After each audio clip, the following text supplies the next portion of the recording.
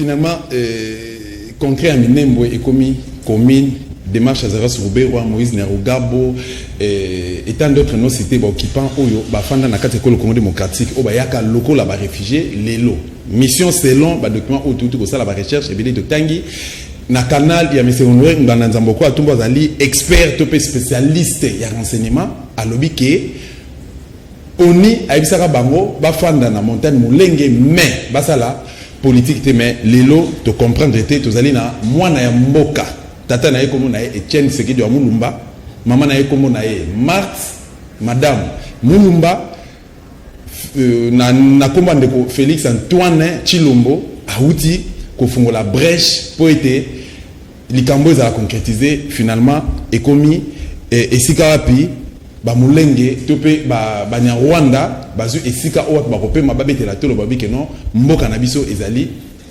Minembwe bana école Congo démocratique na biso nomboté ba l'émission de valeurs RDC moka émission pour la plutôt ba valeurs politique et république démocratique du Congo émission oyo tolingaka plus et la pédagogique parce que ba leçon to pe ba matière oyo ba étudiant ba élève ba rata na bande de l'école to pe na kata auditoire na bango ou encore le l'enseignement na biso comme nango ya likolo donc ba enseigner ba plus superficiel suite ya ba conditions ya vie à travers l'émission de valeurs RDC net to enseignaka tolingaka ba étudiant ba élève na ba parents ba o bazoki occasion na te balanda pe ba retenir quelque chose invité na ngai ya liboso comme na ye ndeko parti Katanga wazali moko ba mai azali vraiment mwana ya contrée wana ensemble nous to échanger par rapport à ce ezoleka na mboka na biso Congo démocratique ndeko parti na biso mbote merci mbote dans le pays voilà invité na ngami balé comme na ye ale bolojo azali moko ba combattre liberté na kati école Congo démocratique il est vraiment azalaka na majorité présidentielle à travailler donc na kati ya azaki au four et au moulin pemeni ya Raïs oyo bandeko babengaki lelo Raïs tango yaka na 1997 to ibaka na komo mususu à un moment donné comme Joseph Kabila leader maximum topé autorité morale ya FCC partenaire officiel ya M. Antoine Chilombo Tshisekedi allez bolo jana pesi mbote bien que présentation na bamisi ngai mbote ndeko voilà ensemble na bandeko oyo to discuter par rapport à ce sujet de la mboka na biso mais to kota mbango na maman masolo na biso lelo docteur Denis Mukwege 10 ans après à l'objet qu'il faut qu'il y ait justice en République démocratique du Congo. Mais les camarades apparemment, bon, nous avons moins légèreté, mais coup de chapeau pour la diaspora parce que bon, on va lobby que non, c'est la libération de la RDC ou rien. N'avez pas de compatible à Tanga. Démarche de Mukwege, est-ce qu'ils allaient responsables ou encore tant que vous avez la yango, démarche et procédure ou il y a processus plutôt à entreprendre, ils allaient responsables. Faut qu'il a les canzelans, faut qu'il entamé, bah, nzela mususu na piste de jamal. Non, docteur Mukwege, prix Nobel de la paix, le seul prix Nobel au Tozona Congo. Tango azo senga tribunal pénal international contre le crime au Basala na Congo. Ezali demande ya ba Maïmaï depuis na Sand City, to senga ka déjà biso ba résistant Maïmaï, to senga ka tribunal pénal international sur les crimes commis au Congo. À l'époque déjà na Sand City, et simba quitté parce que RCD Goma à Boyakiamo. Et comme dans Sand City, nous avons travaillé sur le principe de consensus. Sur mon cas, souvent, et bandé collecté. Tribunal pénal, il y a un senga, c'est la demande à tous les Congolais. Rapport mapping, et les rapports au Salami, en 2003, crime au Salami na Congo, de 1993, 93 à Belge, en 2003. Rapport Wana Mapping est répertorié 617 sites d'assassinat. Bisika Oyo Basala ba crime na Congo pendant ces 10 ans-là a répertorié 617 sites. Certainement, les sites sont à Moni Amouti. Nakata ba 617 sites wana ochaba évêque de Butembo, Monseigneur Kataliko, Maïmaï, Okotia massacre de Kasika nde bisika docteur Mukwege abandaka musala ya réparation à ma femme.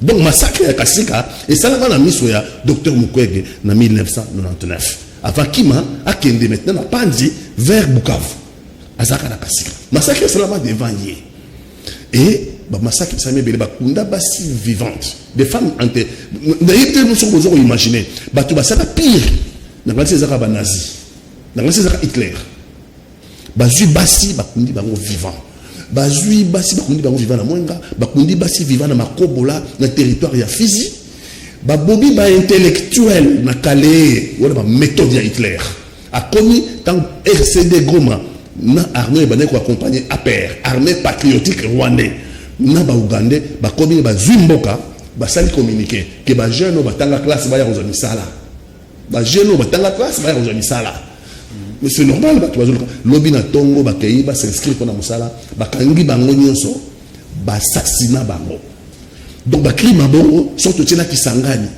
deux armées étrangères l'armée ougandaise na l'armée rwandaise mabunda à deux reprises na kata kisangani quelle désolation sikoyo 10 ans car rapport mapping a sabi rapport naie à ta procès mon côté il faut rappeler que na Rwanda génocide à Rwanda 700 000 morts. Okay. Problème na mso ba congolais il y a bango na bango génocide à Rwanda ils ont problème rwandais ba rwandais ba utu ba telemi ba bonda rwandais ba tous il y a quand même mso ba congolais mais ba toujours tribunal pénal d'Arusha pendant 20 ans ils ont quand ba tine le na tongo na yoki moko ba kangi sur la Belgique le na tongo na yoki na RFI Rafik Hariri premier ministre du Liban ba bomaye avec 4 gardes du corps tribunal pénal 5 personnes tribunal pénal international sur le Rafik Hariri ex-Yougoslavie ba makambo salamaka kuna et ça moins de 10 000 morts tribunal pénal il y a ba crime commis en Yougoslavie mais pour na ba congolais 10 ans un rapport mapping et s'il était parce que le rapport on sougi en 2003 tilelo ça fait 17 ans na kalisi bozomona o ezoleka na Grand Nord na Beni ça dépasse tout entendement na zotu na communauté internationale ba yebisa biso ba congolais sur biso ba congolais vie na biso za vie humanité parce que là na Beni ça dépasse tout entendement et donc ce qui est au tribunal pénal international contre le crime commis au Congo en tout cas la communauté internationale prendra ses responsabilités. Merci beaucoup, mon amboka. Parti katanga pona ba détail na ba précision au précision. Mon amboka ale bolo joie démarche mon amboka de connaissance docteur Denis Mouyko qui a entreprendre par rapport il y a rapport mapping albi qui non il faut qu'il y ait justice à la République démocratique du Congo. Qu'est-ce qui fait qu'un individu aza jamais à travailler jamais na kati ya gouvernement a ba responsabilité mon côté na part ya l'état congolais un individu a eu le devant pour na que ça la pression de façon que justice na RDC mais gouvernement congolais oyo ba institution de ça en place mon amboka Félix Antoine Tshilombo zawana et tant d'autres donc ba sénateur ba gouverneur ba ministre ba tout ça bazawana bazo ça l'assemblée pour na ninité ba kokaki kozwa dossier wana gouvernement de azo les devant na place un individu a yebana ko se pointer pour que à ça la pression par rapport à l'Ikambango. En tout cas, merci pour la question. Avant de répondre à la question, Daniel a fait sa précision. Je n'ai jamais travaillé pour Kabila. Et puis, deuxièmement, on a l'Ibissonion sur tous les articles 63 de la Constitution. Tout Congolais a le droit et le devoir sacré de défendre le pays et son intégrité territoriale face à une menace ou à une agression extérieure. C'est-à-dire c'est un droit, mais aussi un devoir sacré. Il y a que défendre le territoire. Oui, mais la question n'est pas focalisée dans le sens que il y a un individu à peser comme TT, mais ceux qui RDC, ceux qui ont en charge. Non, na lobby wana il y a des mots d'entrée dans gaï. Nazo pesa ce qu'on réponse na question na yo. D'accord. Mais quand gaï question na yo ezo bima loko azo bisa muyibi a kende ko porter plainte. Parce que bateau ba boumaki na bateau ba salaki mabe wana o rapport mapping ezali ko mettre en évidence ezali bangonde ba gestionnaire ya pays. Il a dit bangonde ba partenaire ba gestionnaire ya pays. Et fort malheureusement le lot M. Félix Tshisekedi a côté dans même système. Tout le ba ombala biso to ko soutenir docteur Mukwege. Pourquoi? C'est justement parce que à MPC l'autorité à niveau international, sa voix est comme portée au-delà à la limite de la frontière. Parce que Marambo yazo le bakulu tu n'as le bien moi. Batumi ne peut pas le barayango banda kala. Mais ils ont qui supporter.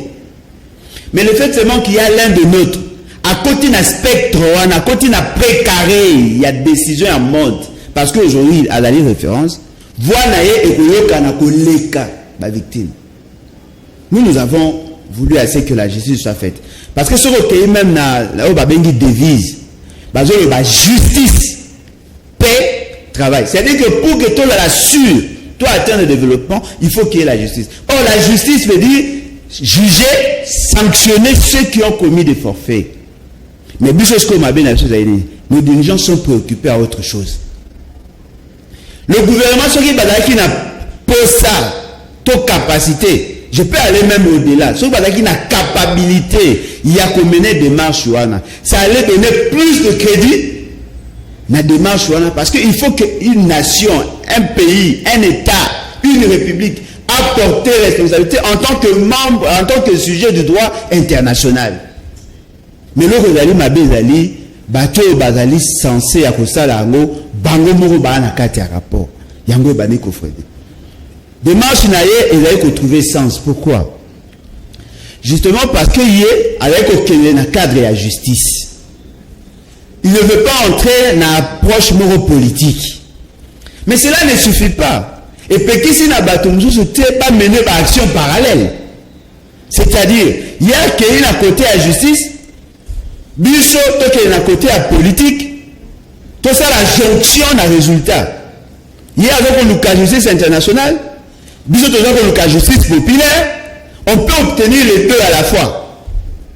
À partir de Wana Tokozala sûr que Moutou Abomaki a sanctionné. Parce que le mot est grave de Kolangaï. Aussi le cas au dernier jeu de Hankyou. Au Congo, on ne peut plus le juger. Parce qu'il a été amnistié. Et il n'est pas le seul. Bazali est belé. C'est-à-dire que la justice, le coup est là qui taille sur mesure, n'a pas le balolo, batunyo sur la canal na San City, basali makambe belé avec complaisance. On a accordé des chèques en blanc à tous ceux qui ont tué. Et notre justice a comme une incapacité parce que lorsque Moutala a amnistié, c'est-à-dire qu'on efface. Ma belle n'a rien sur la salle qui veut poursuivre été. Sauf sur la salle ma belle après loi au amnistie qui est. Ce qui veut dire que te blanchir, batunyo sur Babomag. Mais tout le monde se plaint. Il y a eu 6 millions de morts. Attendez. Plus de 6 millions de morts. Et personne n'est condamné. Pourquoi? Parce que les bandits va se protéger mutuellement tous les groupes armés. Voilà, moi j'ai 750 000. Et moi j'ai 1 million caca. Et j'ai 3 millions. Et puis là, ok, le roi Tobomaki, tout se poursuivre mutuellement, toute la décision, tout est effacé. Non, mais vous avez effacé sur papier. Mais les stigmates, il y a battu,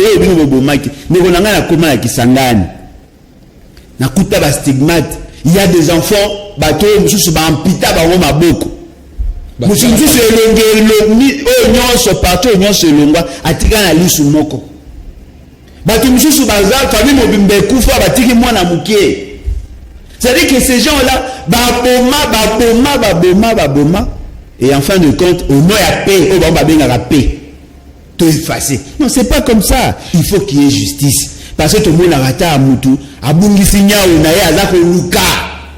Mais bateau va promis, t'as coupé 6 millions de personnes. Ata Moutou Mora Luka gate. Mais qu'il a à Batouana, et Zako Ganga. Il faut te soutenir des marches, mais cela ne nous interdit pas. Il y a que ça la justice populaire. Merci beaucoup. Merci beaucoup, mon amboka Alain Bolodjoa, pour la précision na ngambu na yo par rapport à la démarche ya mon amboka. Docteur Denis Mukwege, na la réalisation ce qui va bon c'est biso élément il y a monsieur Honoré Mbanda à balancer comme ça tous on discuter ensemble. C'est parti. Na 1959 le haut commissaire aux réfugiés abimisa qui communiqué pe na ti communiqué wana nakati communiqué wana ezali adressé aux réfugiés rwandais de Lemera, de Mulenge et de Katogo. C'est-à-dire ONU motu azi wa réfugiés rwandais a installé bango site ya Lemera, a installé bango site ya Mulenge pe ya Katogo. ba oyo bakei na pe alobi na bango lokwa bozali ba rwandais na kobimisela bino encore communiqué wana bosala politique te bomimele na politique ya mboka oyo te. Vous comprendre? Alors bato wana esika bake kotia bango na koline ya mulenge baye babi biso tokomi babanya mulenge bango moko bami bambi kombo ya banya mulenge mais installé bango na site ya mulenge nini l'ONU au commissaire aux réfugiés document ezali toye kokoma en 1972 na opesa bino deuxième référence toujours sur Minembwe. Directeur ya cabinet ya président ya République Mobutu Sese Seko. Kombo na ye Bisengimana Barthélemy Bisengimana Rwema. Na 1972 ngai nazena na université. Tata wana a initié ordonnance epa ya Mobutu. Po ba pesa bato yoto oyo bakendeki kofanda na mulenge ba pesa bango banso nationalité zaïroise. Bozo monologique ndenge ezokenda. Mobutu a signé ordonnance tata wana Bisengimana azalaki pratiquement vice-président et premier ministre à la fois ya gouvernement à l'époque. Ba pesi bango nyonso nationalité zaïroise. Ndeko na ngai na ti élément wana pona nini na lingi na tu bino botuna boze ba journaliste de recherche botuna Ruberwa na ba Rwandais nyonso bazoloba ke bango bazali ba Congolais d'origine authentique. Bisengimana Rwema asilisi kelasi na ye na Lovanium. C'est un brillant ingénieur. Ba Belge batu batia ye wana pembe na Mobutu wana beze problème mosusu. Mukolbolingi na kupesa bino ba détail là-dessus. Poye ba ke ba Belge nde batu batia ka Bisengimana na cabinet ya Mobutu. O Belge ya saraki mosala wana de Edouard Mokolo Apombo ayebi bien. Colonel Powich de Temboche de la famille royale belge. Ye moto à cette époque-là azalaki vraiment tout puissant na cabinet ya Mobutu. Alors soki tata wana Bisengimana Rwema qui est rwandais comme bango qui est Mwanyamulenge comme bango soki ayebaka que bango bazali ba Congolais d'origine depuis 19e siècle pona nini aye kosala projet ya ordonnance pour que apesa bandeko na ye nyonso tout nationalité zaïroise. Est-ce que ça a un sens? Donc omoni so moto azobuka lokuta esimbaka te. C'est ainsi que troisième étape en 1981, comité central et MPR a eu la décision et a Bisengimana.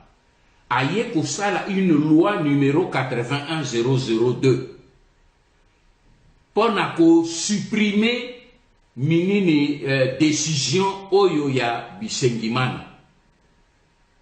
Oye pesaki ba Banyamulenge wana la nationalité zaïroise. Et ce qui fait que le même année wana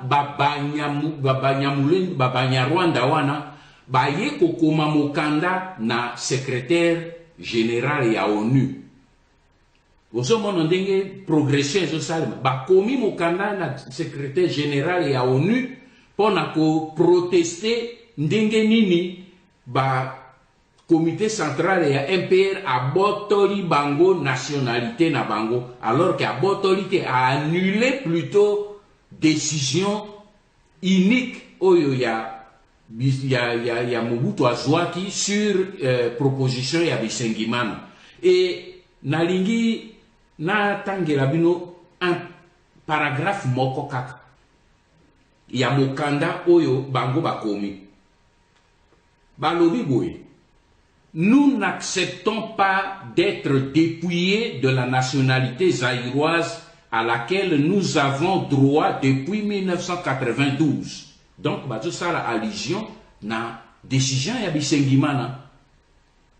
C'est la raison pour laquelle nous vous demandons d'intervenir auprès du gouvernement zaïrois pour que, en accord avec les populations des zones l'autodétermination soit organisée dans les zones de Goma, Ruchuru, Walikale, Masisi, Kale, Ijoui, qui, après ce référendum, sous l'égide des Nations Unies et de l'Organisation de l'Unité africaine, constituera un État à part qui aura à solliciter une reconnaissance internationale. Donc, moni, bapaya oyo oni alobaki toke koti abino likona ngomba wana bofandi boze ba congolais bosala politique te oka maintenant bango wana sika bakomi mokanda na 1981. Donc na 1981 bazo komela maintenant nini ONU mokanda pona koloba ke basala référendum pour que bango esiko bazali wana bakoma un état à part. Donc, on est basé sur l'idée à référendum depuis 1981. Mais pas au long référendum. Il faut vous en nombreux. Voilà pourquoi, basé Koboma. Pendant 20 ans, basé Koboma, Congolais, vrai Congolais, puis basé Sopa, Rwandais, ou basé Outa na Rwanda, basé Sopa Bango pour que Bakoma majoritaire, pour bas 5 référendum. Yango no moni, bandi propagande. On a zonga qui na beta qui mbela makasi ba bandi propagande na États-Unis pour na koloba que bazali ko benga na biso na mabele na biso il faut bino bosali sa biso tala enchaînement ya makambo na koki kotanga ba document mosusu ebele o ezali ba lettre oyo boye nini chef ya collectivité ya Barundi akomela ki Mwamindeze le 3 novembre 1972 avait pour vanter Moussala Monene Obisengima na sali pour na ko infiltrer ba institution ya Congo na koki ko rappeler bino mokanda oyo boye administrateur nani Rugwiza akomela ki Ruberwa na 2004 pour na ko yebisa ye que réunion esalemi na Kigali to décider que Kagame a décidé que to créer territoire ya Minembwe pour territoire wana to contrôler nini to zwa contrôler ya makele nyonso tu ba minere nyonso to ti a ce territoire na biso à partir ya wana to dominer parti oyo nyonso tu mobimba nyonso tu wana ezali na kati ya schéma oya bango. Mais pona kosukisa pona kotiela bino ba élément na soloba toujours qu'il y a un complot international derrière ça. Baleki nangai dosta na Jean-Paul boye ba yango boze ba journaliste de recherche ngai pe na sala ki ba recherche nanga pe nazo pe sabino encore un autre élément oyebi que les multinationales kuna na États-Unis c'est toujours aux États-Unis ba chargeaka nani secrétaire général ancien secrétaire général il y a OUA à l'époque le Tanzanien Salim Ahmed Salim ba chargeaka ye na asala ete bapesa nini professeur moko na États-Unis oyo nani Eli Mazrui azali professeur na université ya Binghamton pona na domaine ya nini ya sciences politiques et puis ya ba études africaines tata wana sengereka sa l'étude pour ba convaincre ba chef d'état ya Afrique pour que ba revoir ma frontière il y a des pays africains dont particulièrement frontière na ba pays des Grands Lacs pour nani parce que ba ça la projet pour na ko rattacher Rwanda Ouganda Tanzanie na nini est ya République démocratique du Congo nyonso est formé un état ya ba amit bango bazana ya bango et reste ya Congo et kotika ya Zaïre et zala pona ba Bantu.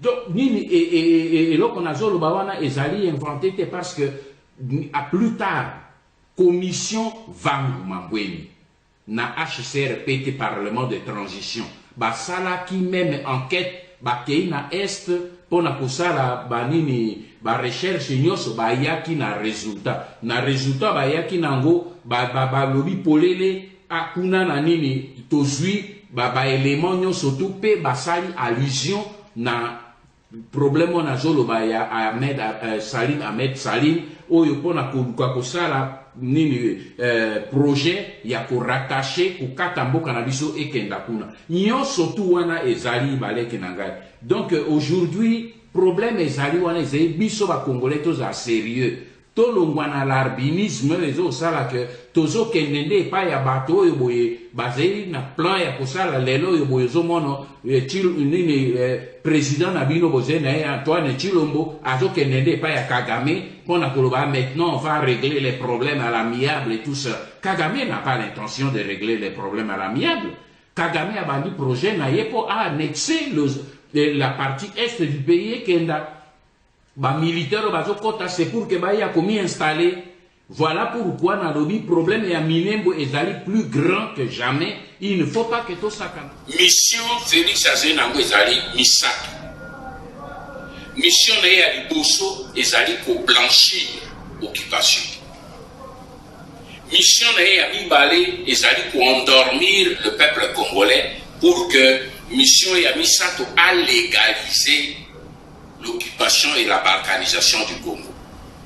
Bobo Sarate retenu 3 missions soki to payé à tenter lobby beaucoup me rappeler que a honoré Manaïb Saka Kazena 3 missions yango ya compris rien. Voilà, mon mboka pati katanga message ya ndeko honoré Nganga Nzamboko Atumba président national ya Pareko.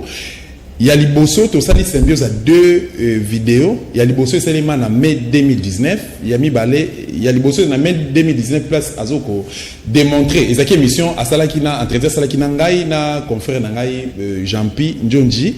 Et c'est a démontré qui phénomène Banya Rwanda. Alors, qui basala jamais Banya Mulenge, basali Banya Rwanda, a expliqué biso avec des documents à l'appui. Ndenge Bayaka, locaux là-bas réfugiés dans la République d'Isaïr à l'époque et en 1959 si je me trompe pas et puis Ndenge Barthélemy Bisenima a salaka démarche à proposer et pas maréchal pour qu'il va faire sa nationalité collective 10 ans après Ndenge maréchal a kiko annulé Yango et au jour d'aujourd'hui bazo sala mutu makasi bengi ba congolais pe balobi ke ezali ethnie banyamulenge oyo Félix Lelo le 16 septembre 2020 a outi ko légaliser yango ba remercier pas bana Rwanda na hôtel du Fleuve ba bi ke ezali parmi les 450 ethnies na République démocratique du Congo virami balé eska lobi ke 3 démarches 3 missions oyo ya mwana mboka Félix Antoine Tshilombo patikatana mais Félix Antoine Tshilombo président de la République a la qualité de créer une ethnie na Congo a la qualité ba ethnie na biso na ba tribu na biso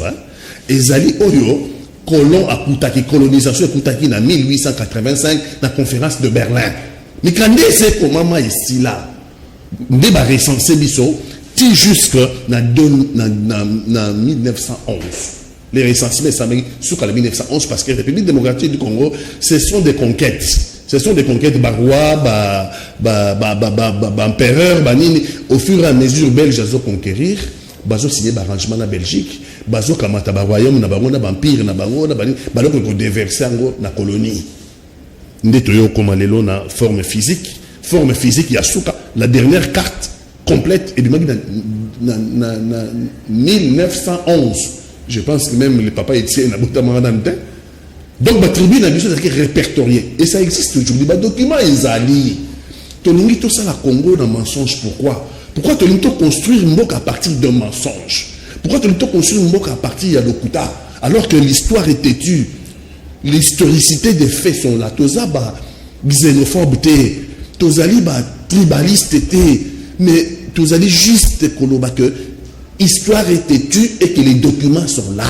Est-ce que Banyamulenge na kati ya répertoire ya ba ethnie et tribu du Congo et il n'y a aucun tribu ni ethnie Congo na bango Banyamulenge te Banyamulenge baza na histoire ndenge ba komia baza Banyarwanda mais mieux na préféré Congo na yo bengi bango Banyarwanda ça dit ba oyo ba uta na Rwanda et ba ya awala ba vague successif Hutu comme Tutsi Hutu comme Tutsi ba ya awala ba vague successif Bavaga liboso zaki ba belge bazaki bango bazaki besoin ba travailleurs parce que colonie s'est développé musa les akibenge baki bazo baye na bango deuxième vague baye ko ya ba clandestin pour musa les akibenge na Congo tout ça pendant la colonisation baye ko ya ba clandestin bazaki na musa baye ba avant 1960 longtemps avant 1960 OK on a belge mutazo azuko organiser ya liboso belge ke musa bango ou tout comme tous baye au sa musa na Congo colonie les gars muneneti colonie les gars il fallait du travail.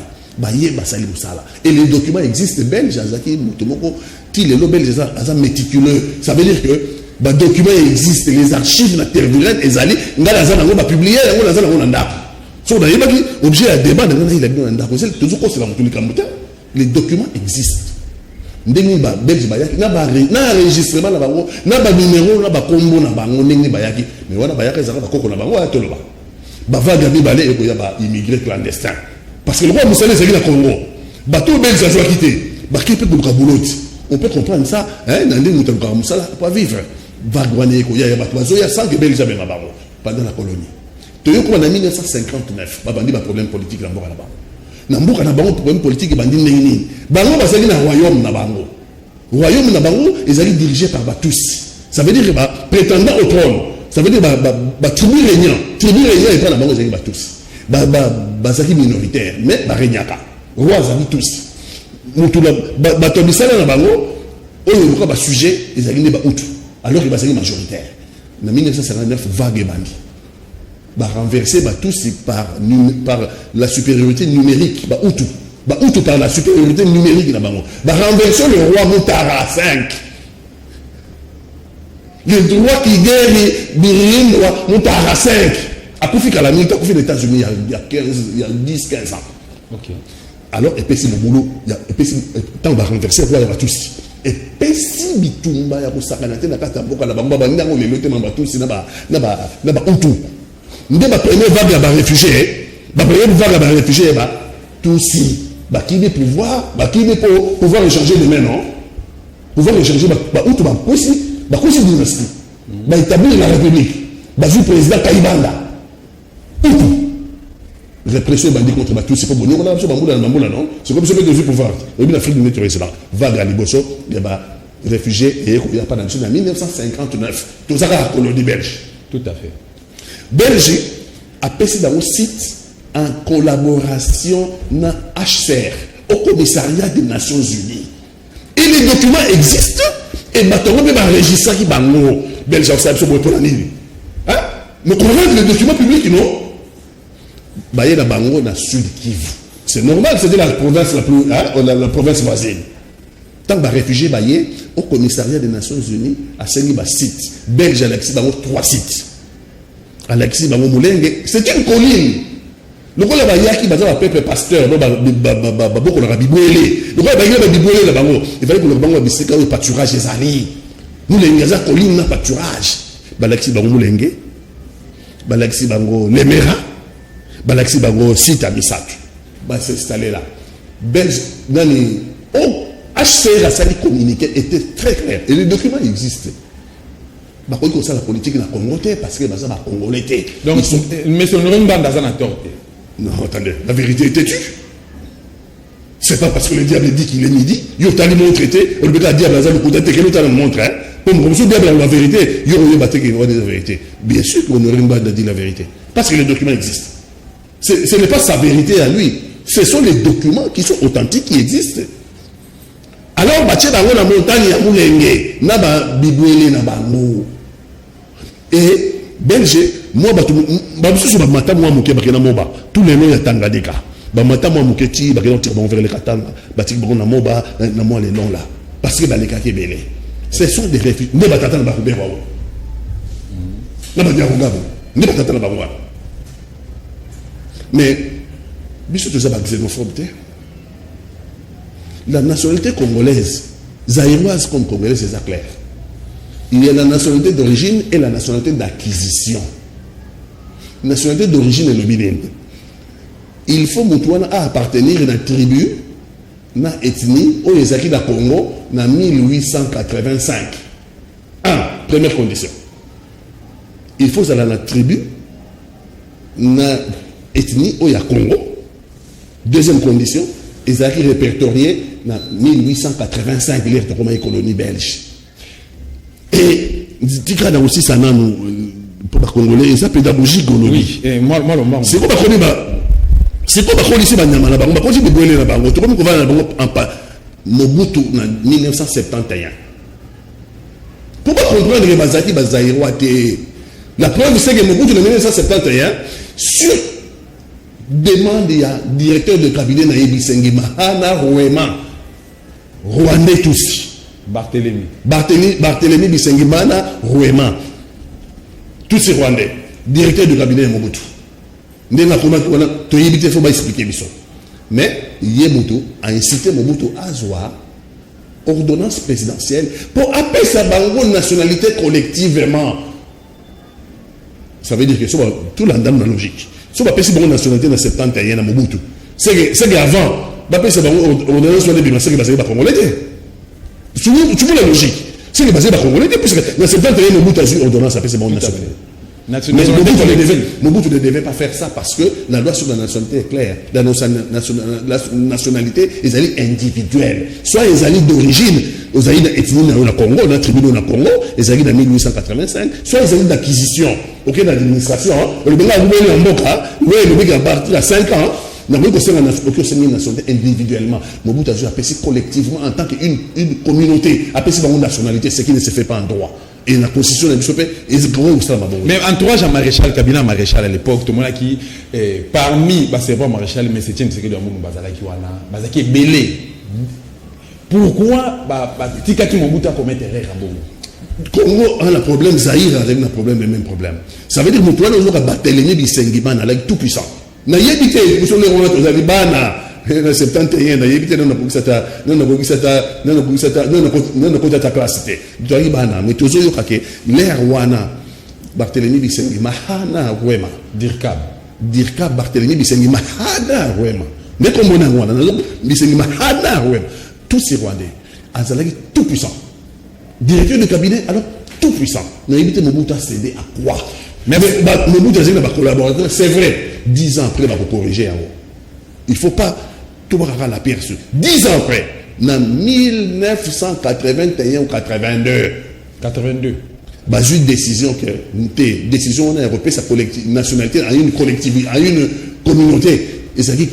Merci beaucoup. Donc, Azaras Azali Rwandais, bien qu'Azali comme menacé Bisso, pourquoi? Parce que et tu indexé, tu es bissé que non, aux Congolais, tu es Rwandais, à boy nationalité rwandaise, à boy nationalité américaine, ou à Zouaka Nandenga Robombana, à l'objet que Azali Congolais, attaque na Congo, tu dois reconnaître. Moi, je vais bolo joie.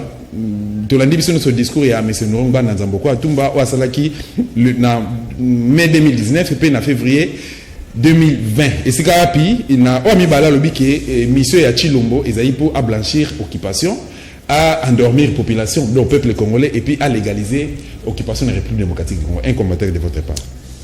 Naïvement, oui, c'est ça la mission. Et donc, vous n'allez pas ces alliés, mais vous allez insister. Ce que M. Kabila, on pouvait comprendre. Comprendre quoi? Non, on pouvait comprendre sa démarche. Mais ce que alliés, M. Félix, c'est qu'il y a en tout cas, ça passe.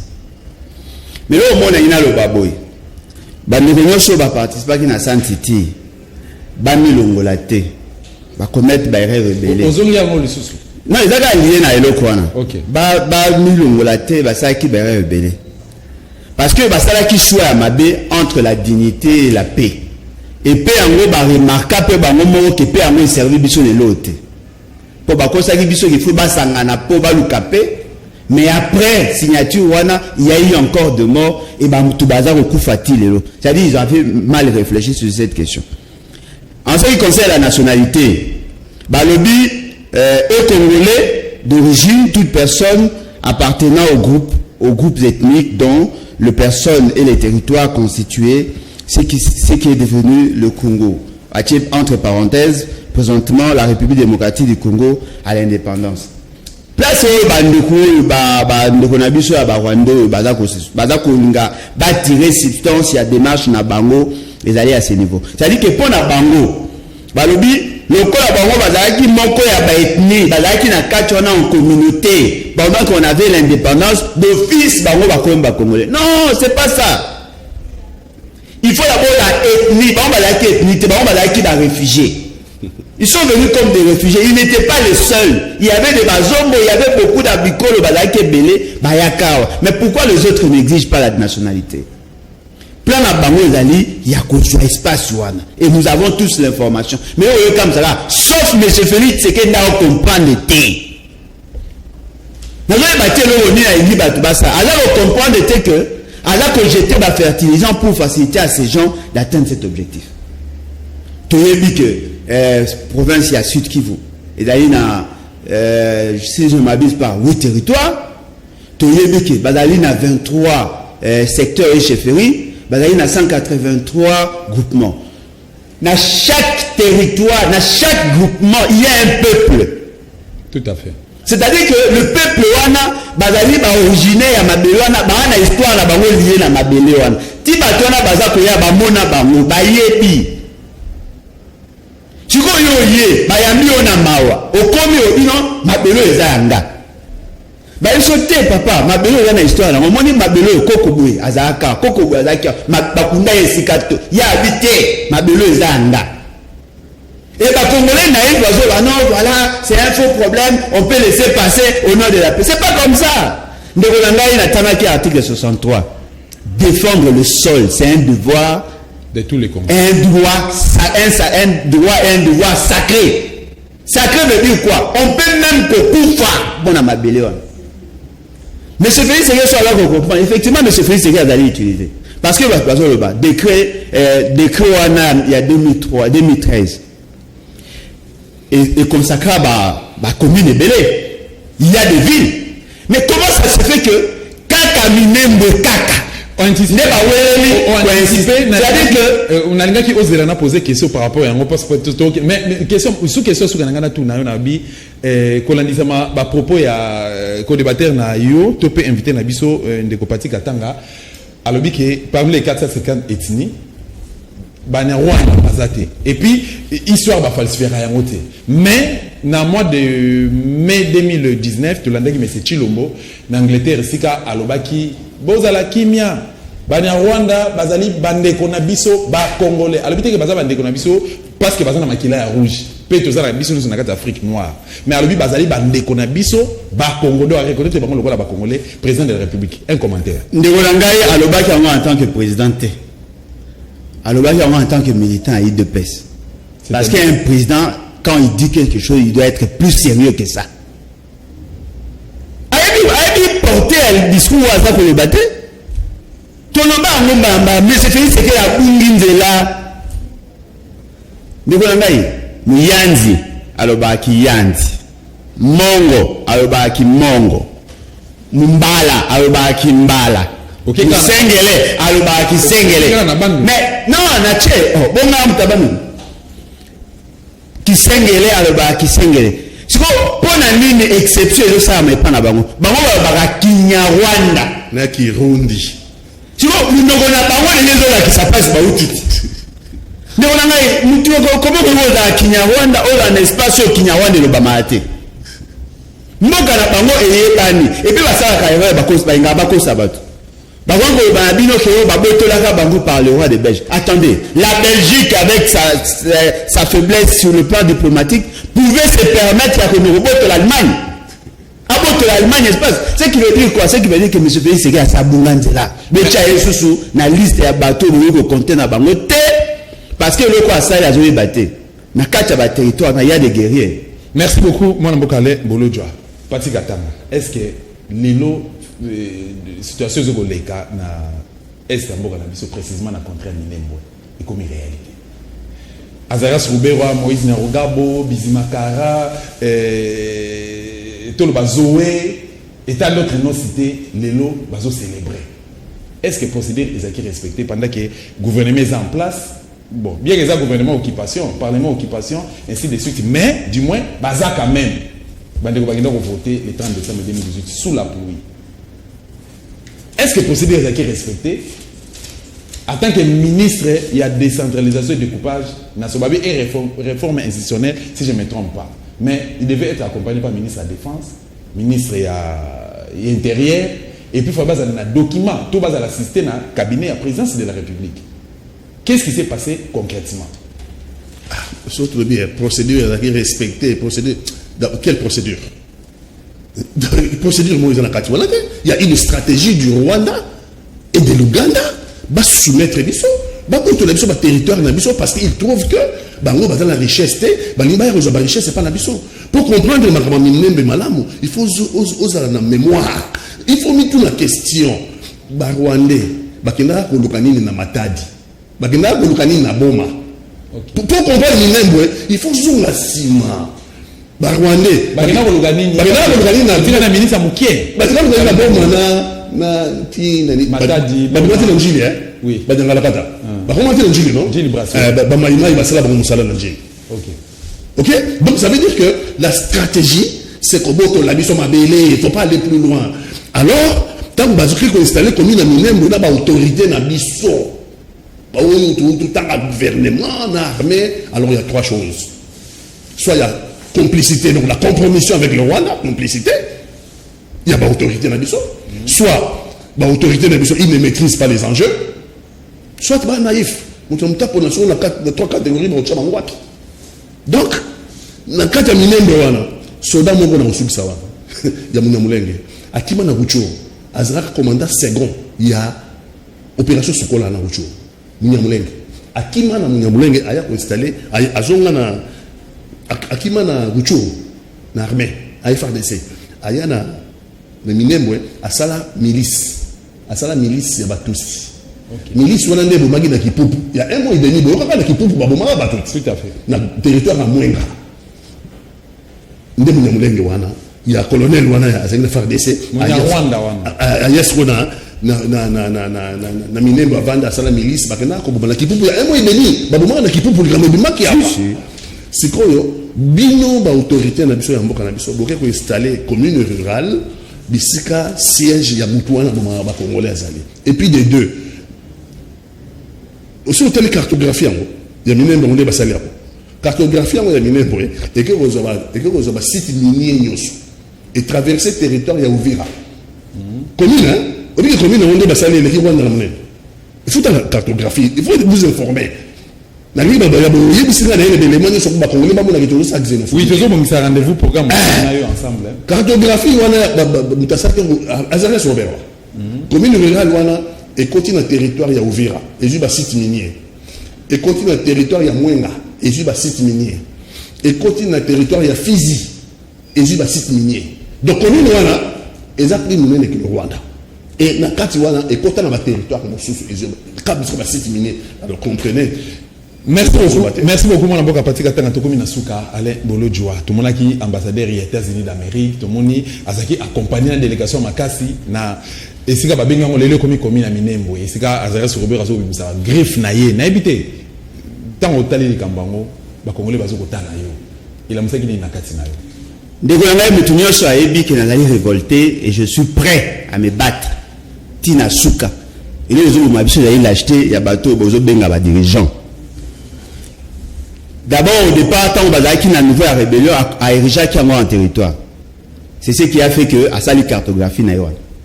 Après Nasuka, bah il faut annuler acte naïwan parce que c'était pas conforme à la loi.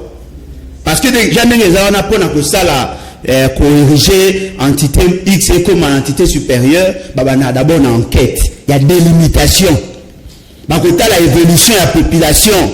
Bakota la ceux qui bazali la capacité financière à s'auto-gérer. Batala ba élément nyonso wana. Batuna la population ala na kati. Na ba o bazali avoisinante ceux qui ba kondima. Parce que espace ya kati ndenge pour talobi, akati mabele ya ba territoire ba ninga mususu.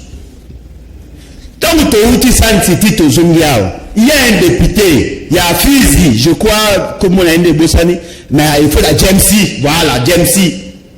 Abenga convoquant ministre intérieur de l'époque général Kalume.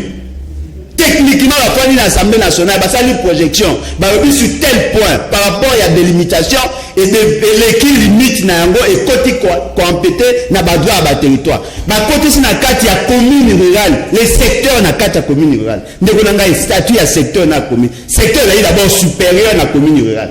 Tout à fait.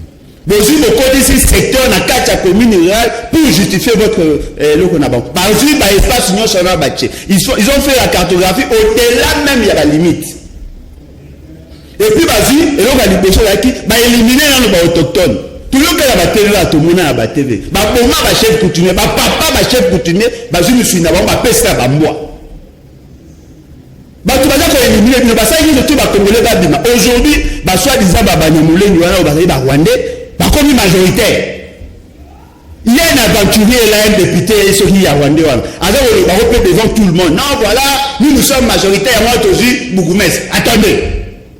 Comment il y a Rwandais qui a imposé Bissot? Toi, tu as été naturalisé. On t'accepte comme député parce que tu es naturalisé. Ce n'est pas interdit. Mais aujourd'hui, combien peut ça m'appelle? Non. L'originalité à nationalité, la ligne est à terre. Vous êtes mes voisins. On vous accepte pour changer de nationalité. Mais que ça, la marne le inge. Bissot le biboy. Congolais nyon c'est si qu'on allait partout où la Congo za libanda.